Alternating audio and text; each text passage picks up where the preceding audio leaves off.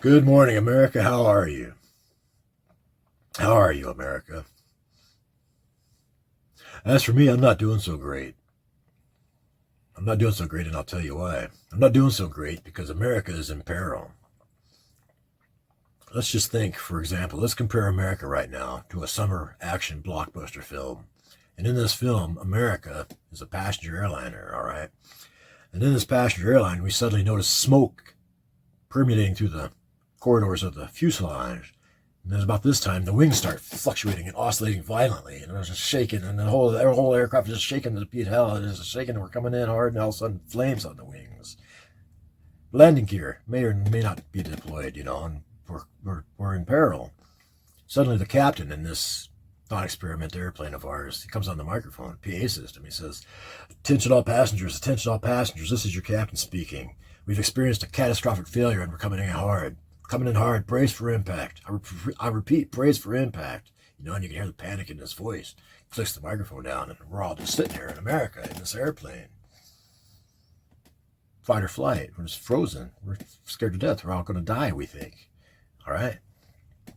But we're not going to die, America. We're going to fix this. We're going to have an honest conversation, and we're going to get together, and we're going to arbitrate between the warring factions, and we're going to right this ship.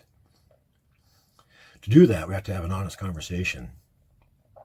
And to do that, I'm going to propose a thought experiment where we have a pitchfork, okay? I want you to sit back and pretend like I'm holding a pitchfork in my hand. A pitchfork. And on this pitchfork, which represents America, has 3 tines. And for the sake of argument, speaking in broad strokes, not to exclude anyone, but speaking in broad strokes, for this thought experiment, I'm going to propose that 1 tine represents MAGA. And by MAGA, I mean MAGA. And also the indigent, downtrodden, rural poor that also represents rural America. So MAGA and the rural poor, that's one segment of the population, 1/3 of our population. Over here on the other side of the pitchfork in this thought experiment is what we call BIPOC, and that is Black, Indigenous, and people of color. That represents another 1/3 of our whole population in this argument that I'm making. So in this conversation, we've got BIPOC, we've got MAGA, and also we've got the affluent white culture.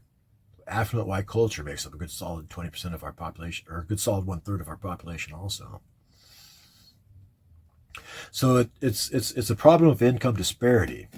I think we could break it down into simple terms. I think we could break down income disparity. And what I mean by income disparity is the mainstream culture, being egocentric, tends to fail to realize that the other 2/3 of America is not affluent. We're not economically viable. We don't have cars that run. Our cars, for example, in indigent, poor, rural America, and MAGA and BIPOC, as opposed to the affluent mainstream, BIPOC and MAGA, they can't afford to take their kids to Disneyland. They don't take vacations. We don't have money to go on 3-day trips to Las Vegas just on a whim. We're destitute. We're poor. We're broke. I'll go a step further, and I'll even suggest that MAGA feels betrayed and forsaken. And I'll tell you why.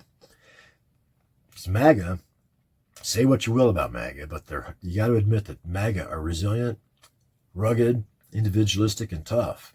I have a lot of respect for MAGA, and also I have a lot of respect for the rural indigenous poor. All right? I respect that. I might be an outlier in this case because I might be the only one that can really, look a MAGA in the eye and say, hey, look, I know it sucks. It sucks. It sucks being in the country. You have to drive 20 miles just to go to the dump. It's not like in mainstream America where the garbage truck comes every week and picks up your recycle bins for you. None of that. In rural America, it's tough. Like as in, compared to mainstream America, rural America has got 3 cars, but only 2 of them, only 1 of them actually runs. They got 2 cars. They run them to the ground because they don't have any money for vehicle maintenance. A car. Rural America and BIPOC populations, they're not affluent. They're forced to buy their cars on Facebook Marketplace for $1,000 and just drive them to the ground until they quit. Point is, economic disparity in America. And I think that's the crux. I think that's the underlying friction that permeates and resonates through all the American cultures, economic disparity. And as I kind of touched upon, MAGA and the rural poor, they feel betrayed, forgotten, disrespected, and forsaken. MAGA feels forsaken by the white culture, and they feel forsaken by the BIPOC. But here's the thing, MAGA, you have to realize you're not alone. MAGA, you're not the only ones that are suffering. What I mean by that is we're all in this together, and we have to pull together for the big win. What that means is we need to have an intelligent conversation. So where do you start the conversation? Well, you start the conversation by learning each other's context. So what do I mean by context? By context, I mean, what's your spirituality? What are your values? What do you stand for? What's sacred to you? That's your context. All the different subjects, MAGA's got different values. Mainstream's got different values. BIPOC's got different values, and a myriad of different cultures and spiritualities that go with it. But anyway, the point is, MAGA feels betrayed. Rural America feels betrayed because they're, as I said, they're hardworking, industrious people, and they don't get any respect. I think we have to take an honest look at ourselves and ask ourselves, as mainstream and BIPOC, are we giving MAGA the proper respect that they deserve? They're the breadbasket of America. They feed the world, the farmers, the rural poor. But the thing about it is, MAGA, like I said, you're not the only ones suffering. BIPOC are suffering also. All right? But that brings up a question. That brings up the question in my mind. So, America, I'm going to ask you a question right now. My question is this. What right do I have to throw around a term like BIPOC like I know something? Because truth be told, at the end of the day, I'm just another privileged white man. And I know very little. I know poquito about differing cultures. Now, granted, I know about the white culture. And I know that in the white culture, there exists a thing called the Good Old Boys Network. All right? So the thing about the Good Old Boys Network is it's all well and good up until a point. In the Good Old Boys Network, in the white culture, it's one side of a two-sided coin. On the other side of that coin is what we call systemic racism. All right? Now, systemic racism is some tired old bullshit. Systemic racism, it's not too cool. Not too cool. So we have to, like I said earlier, the panic in the voice of the pilot. He's on the microphone. We're coming in for a crash landing. And for the time being, we got to put our racism and our differences we got to learn to get along. And we can do that. And the way we do that is we have a conversation with each other. And to do that, we have to learn each other's context, as I said earlier. So for the sake of conversation, I'm going to tell you about my uncle, Uncle Larry. Larry Bowen was his name. And he was part of the Good Old Boys Network. He lived in rural Missouri, okay? He lived in rural Missouri out on the South 40, in the cornfield, and his shack was right next to a swampy marsh pond. And Uncle Larry, the thing about Uncle Larry is he'd rather just stay home and drink all day long. He'd rather, instead of going out to work a solid job, he'd rather just lay around the shack and get drunk, I can't really blame him. Who would want to stay home and get drunk all the time, Country boy can't survive, they say. So granted, he would work every now and again when he wanted to get some walking around money. So every time he'd get a little spending money, him and his old lady, they'd spend it all on hard liquor, right? So to sustain themselves, being part of the Good Old Boy Network, he had a single shot long rifle, 22 caliber rifle, right? A little lever action, look like a BB gun, but it'll still kill you. So you take that 22 caliber long rifle, and he'd walk out with an empty bucket into the woods, and like I said, it's Missouri, so lots of forest, woodlands, oak trees, maples, just trees. It's paradise for a squirrel. It's heaven on earth for a squirrel. Having said that, it was heaven on earth for Uncle Larry, too. Like I said, he was a good old boy. He was a country boy, and he would lay around the shack and eat squirrel meat. And the thing about the squirrels is, as you know, there's not much meat on a squirrel. So when it comes to squirrel hunting, it's all about volume. So anyway, he'd go out in the woods, he'd pick off those squirrels just like he was swatting flies. He'd walk back with a bucket full of squirrel carcasses, He'd walk out behind his shack and he'd process those carcasses, He'd get out his skinning knife and he would just, he'd just unzip those squirrels. It's like if he was unzipping a squirrel, like he was just opening up a lady's handbag. He'd process that squirrel meat. So anyway, Uncle Larry, he'd reach into that squirrel carcass, he'd pull out those greasy entrails, the guts and heart, liver, and he'd put it into a coffee can that he kept right next to his chair. He just slopped that goop into the coffee can. So the thing about the coffee can, full of squirrel innards, he'd take it and put it out into the sunshine, let it fester for 4 or 5 days until it started drawing flies. All right.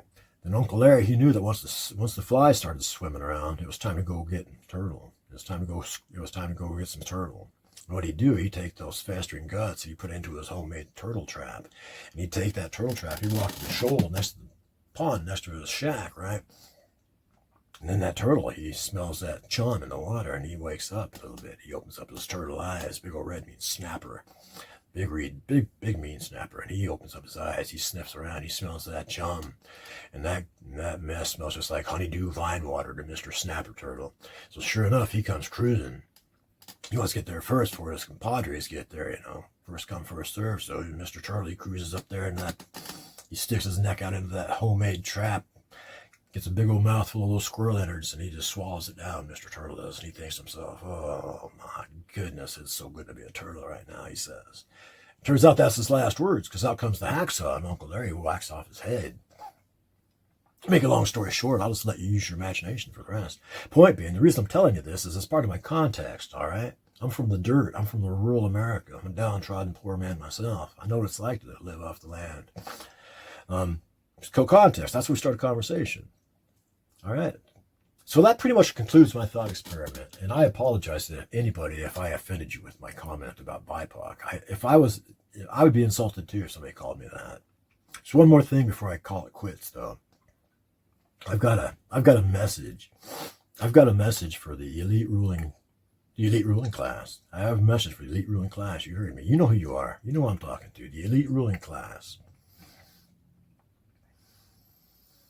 My message for you is to act your age, not your shoe size.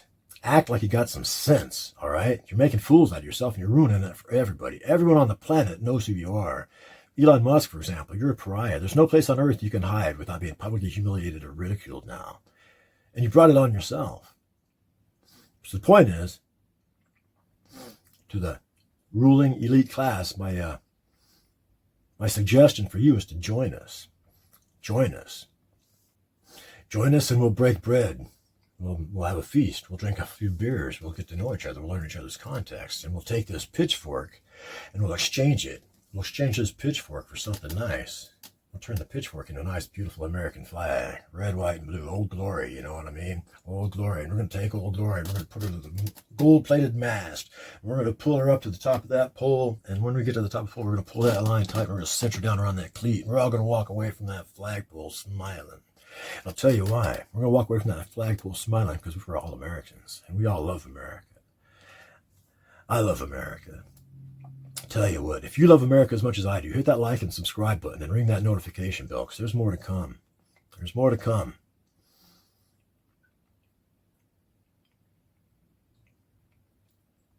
AAC, Americans of America Coalition. Stay tuned.